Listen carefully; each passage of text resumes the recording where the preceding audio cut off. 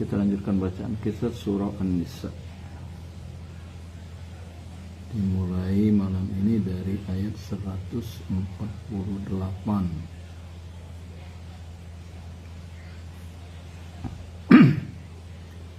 A'udzu billahi minasy syaithanir rajim.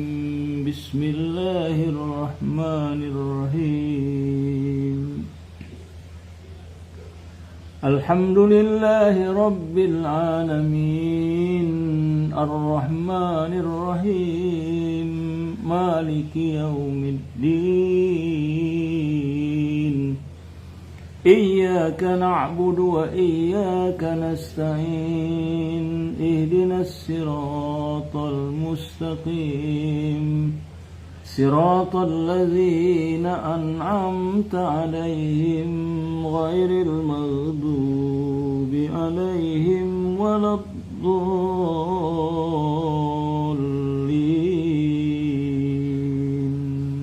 Amin. Bismillahirrahmanirrahim. La yuhibbullahu al-jahra bis-su'i minal qawli illa man zulim. Wa kana Allahu sami'an 'alima. In tubdu khairan aw tukhfuhu aw ta'fu an su'in fa inna Allaha kana 'afuwan qadira. Innal ladzina yakfuruna billahi wa rusulihi wa yuriduna an yufarriqu bainallahi wa rusulihi wa yaquluna nu'minu bi ba'din wa nakfuru bi ba'd ويقولون نؤمن ببعض ونكفر ببعض ويريدون أن يتخذوا بين ذلك سبيلا أولئك هم الكافرون حقا وأعتدنا للكافرين عذابا مهينا والذين آمنوا بالله ورسله ولم يفرقوا بين أحد منهم أولئك سوف يؤتيهم أجورهم وكان الله غفورا رحيما. يسألك أهل الكتاب أن تنزل عليهم كتابا من السماء فقد سألوا موسى أكبر من ذلك فقالوا أرنا الله جهرة فأخذتهم الصاعقة بظلمهم ثم اتخذوا العجل من بعد ما جاءتهم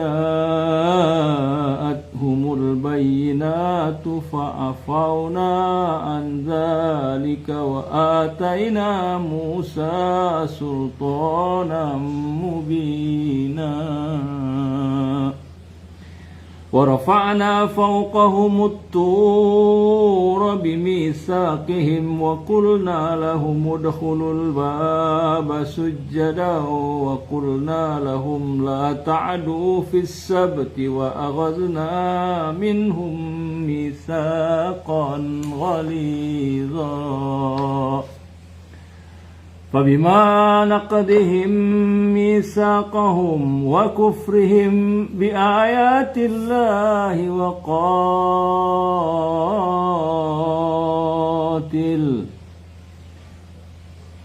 فبما نقضهم ميثاقهم وكفرهم بآيات الله وقتلهم الأنبياء بغير حق وقولهم قلوبنا غلف بل طبع الله عليها بكفرهم فلا يؤمنون إلا قليلا وبكفرهم وقولهم على مريم بهتانا وعظاما وقولهم إنا قتلنا المسيح عيسى ابن مريم رسول الله وما قتلوه وما صلبوه ولكن شبه لهم وإن الذين اختلفوا فيه لفي شك منه ما لهم به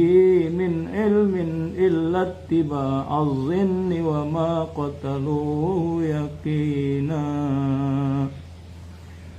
ما لهم به من علم إلا اتباع الظن وما قتلوه يقينا بل رفعه الله إليه وكان الله عزيزا حكيما وإن من أهل الكتاب إلا ليؤمنن به قبل موته ويوم القيامة يكون عليهم شهيدا فبظلم من الذين هادوا حرمنا عليهم طيبات أحلت لهم وبصدهم عن سبيل الله كثيرا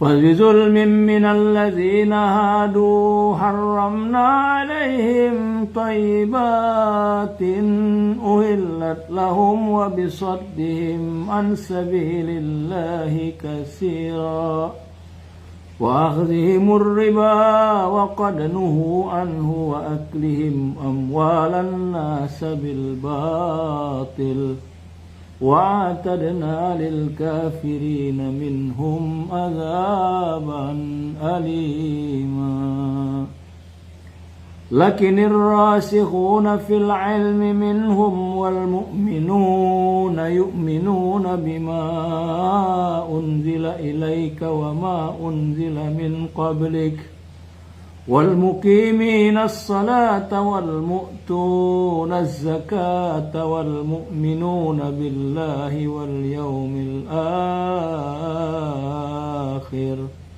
أولئك سنؤتيهم أجرا عظيما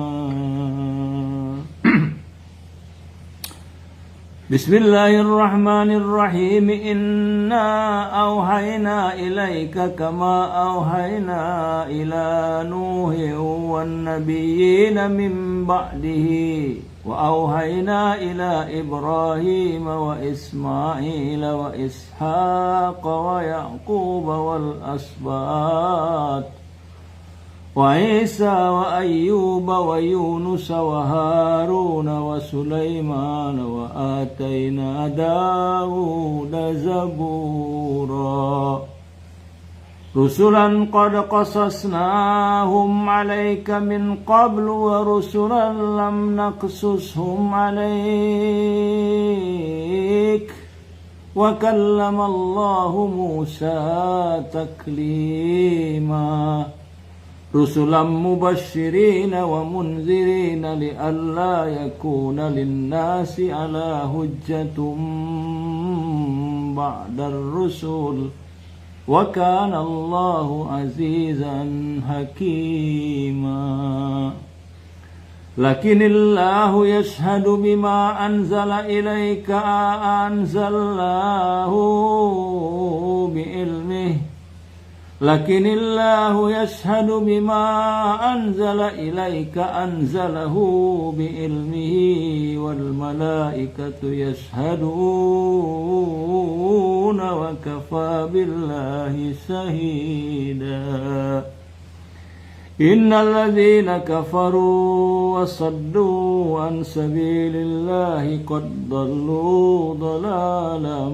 بعيدا إن الذين كفروا وظلموا لم يكن الله ليغفر لهم ولا ليهديهم طريقا إلا طريق جهنم خالدين فيها أبدا وكان ذلك على الله يسيرا يا أيها الناس قد جاءكم الرسول بالحق من ربكم فآمنوا خيرا لكم وإن تكفروا فإن لله ما في السماوات والأرض وكان الله عليما حكيما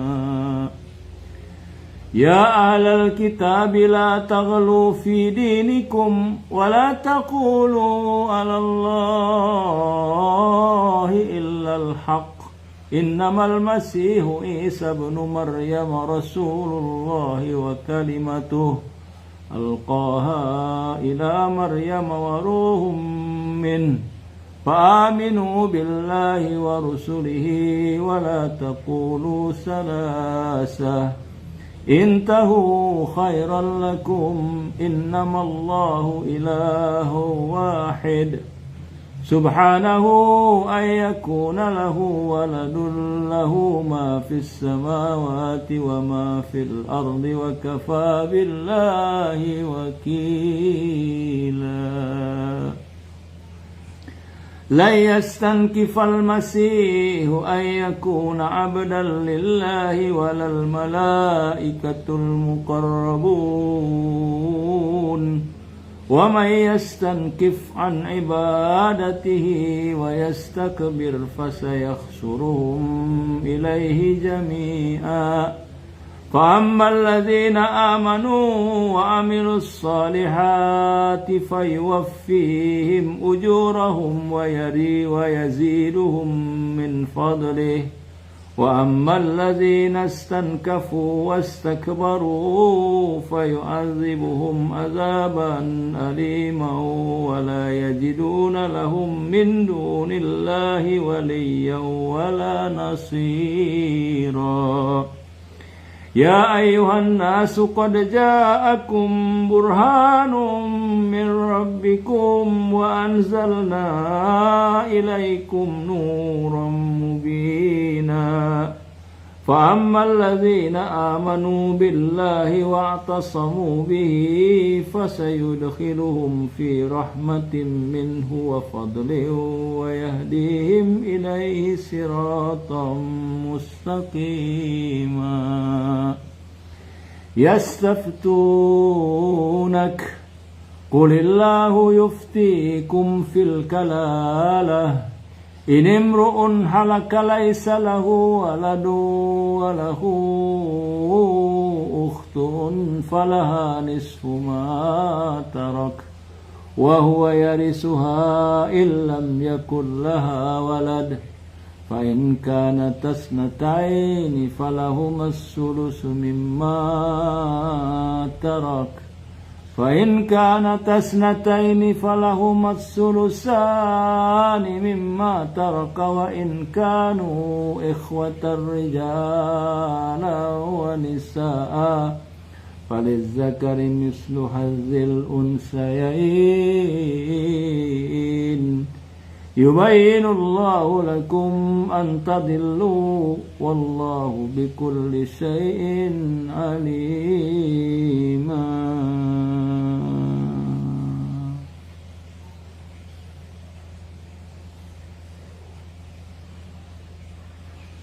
صدق الله مولانا العظيم. Surah An-Nisa 176 ayat ya. Nah, di akhir ayat yang kita baca di surah An-Nisa ini 176 itu terkait dengan kalalah. Ya, kalalah itu adalah orang yang mati yang tidak meninggalkan bapak dan anak.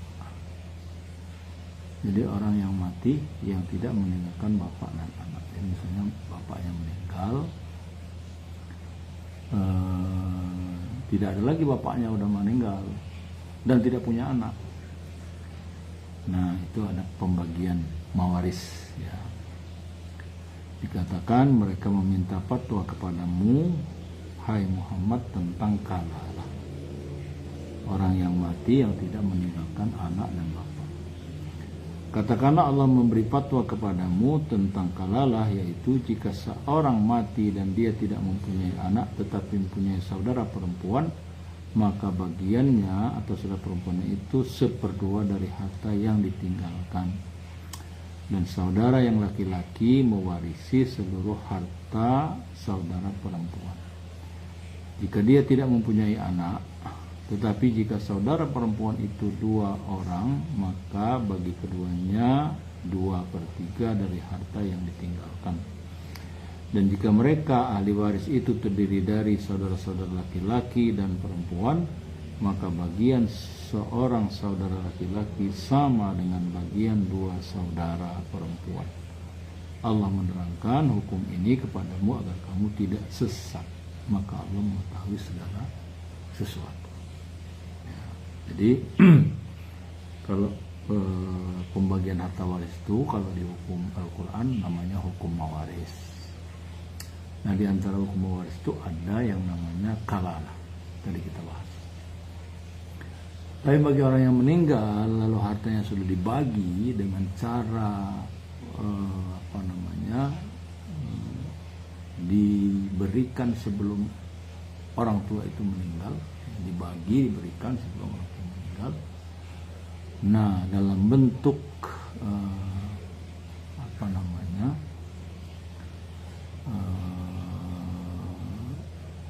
infak ya, atau istilahnya itu diwariskan terlebih dahulu, dibagi rata sebelum dia meninggal. Lalu itu tentu sudah habis hartanya, maka hukum mewaris dalam hal ini tidak lagi diberlakukan. Dan dari pengalaman di masa sekarang terutama memang lebih banyak atau lebih aman harta itu dibagi sebelum meninggal. Sebelum meninggal, jadi sudah ditetapkan terlebih dahulu dalam bentuk warqat ya, atau surat yang sudah dibuat ditandatangani sebelum dia meninggal, dan itu lebih aman sehingga tidak lagi rebutan harta ya, karena itu akan banyak menimbulkan mudarat kalau rebutan. Ya syukur kalau anak-anaknya itu sadar semua ya, menyadari, memahami ya. Yang repot itu kan kalau masing-masing merasa dirinya berhak ya. Nah itu repot sekali. Nah itu antara lain dijelaskan di surat An-Nisa ini. Ada sebagian soal mawaris, dan ada juga sebagian yang lain ya, atau bagian yang banyak itu adalah ya termasuk kisah-kisah para nabi, kemudian hak perempuan, kemudian hak bagi istri dan lain-lain, banyak dibahas. Semoga bermanfaat ya. Sampai ketemu lain kesempatan. Salam menjalankan ibadah sholat Isya berjamaah. Assalamualaikum warahmatullahi wabarakatuh.